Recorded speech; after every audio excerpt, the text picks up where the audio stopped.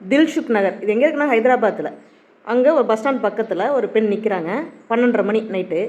நல்ல சுடிதார், அதாவது ட்ரெஸ்ஸெல்லாம் வந்து நல்லா போட்டிருக்காங்க. அவங்கள குறையெல்லாம் சொல்ல முடியாது. நின்றுக்கிட்டு இருக்காங்க. ஆண்கள் அந்த பெண்ணை வந்து கடந்து போகையில் அந்த பெண்ணுக்கிட்ட, அதாவது நைட்டு 12 மணி அப்படின்னா அவங்கள்ட்ட என்ன பேசுவாங்க? ஒருத்தர் வந்து பேசிட்டு 2 பேர் வந்து பேசுகிறாங்க அப்படின்னா பேசிட்டு கிராஸ் பண்ணையிலேயே அவங்கள வந்து டக்குன்னு பிடிச்சி போலீஸ் ஸ்டேஷன் கொண்டு போயிடுறது. இப்படியே பண்ணிகிட்டு இருந்திருக்காங்க. இப்படி பார்த்தீங்கன்னா 40 பேரை வந்து அவங்க பிடிச்சி அவங்களுக்கு அட்வைஸ் கொடுத்துருக்காங்க. அட்வைஸ் கொடுக்குறதுக்கு அவங்க யார் அப்படின்னு கேள்வி கேட்பீங்க. அவங்க ஒரு ஐபிஎஸ் ஆஃபீஸர், சுமதி அப்படின்னு பேர். அவங்க அப்போ தான் பதவியில் வராங்க.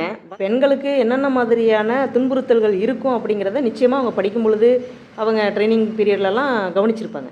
பதவிக்கு வந்ததுக்கப்புறம் இன்னும் ஒரு படி மேலே போய் அந்த இடத்துல நின்று என்ன மாதிரியாக இந்த ஆண்கள்லாம் வந்து பெண்கள்கிட்ட அப்ரோச் பண்ணுறாங்க அப்படிங்கிறத கவனித்து அதுக்கு பிறகு அவங்களுக்கு தண்டனை கொடுக்கணும் அப்படின்ற அந்த பேரில் இந்த நடவடிக்கையை எடுத்திருக்காங்க. அப்படிங்கையில் குறிப்பாக ஒரு பெண் அந்த இடத்துல நின்னாங்க, இந்த மாதிரி நடந்து போச்சு, எல்லாருமே போய் இப்படிலாம் தப்பாக அப்ரோச் பண்ணாங்க அப்படின்னு சொல்லி ஒரு நியூஸ் பார்த்தீங்க அப்படின்னா அதில் போடுற கமெண்ட் என்னவாக இருக்கும்? இவங்க ஏன் அங்கே போனாங்க, இவங்க போட்டிருக்கிற ட்ரெஸ்ஸஸ் நல்லா இருந்திருக்காது, இவங்க ஏதோ நோக்கத்தில் தான் அங்கே போயிருக்காங்கன்னு பல்வேறு கமெண்ட்டை படிக்கலாம்.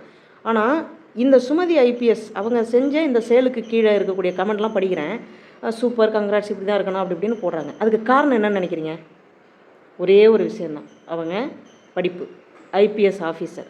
ஒவ்வொரு பெண்ணுமே அவங்களுடைய அடையாளத்தை நீங்கள் ஒரு படி மேலே உயர்த்தி கொண்டு போகிறீங்க அப்படின்னா உங்கள்கிட்ட கேள்வி கேட்குறவங்க கொஞ்சம் பயந்து இருப்பாங்க. ஸோ +2 ரிசல்ட் இன்றைக்கி எல்லா குழந்தைகளுக்குமே வாழ்த்துக்கள். நல்ல வளர்ச்சியை நீங்கள் பெறணும் அப்படின்னு ரொம்ப மகிழ்வோடு உங்களை வந்து நான் வாழ்த்துறேன். நன்றி.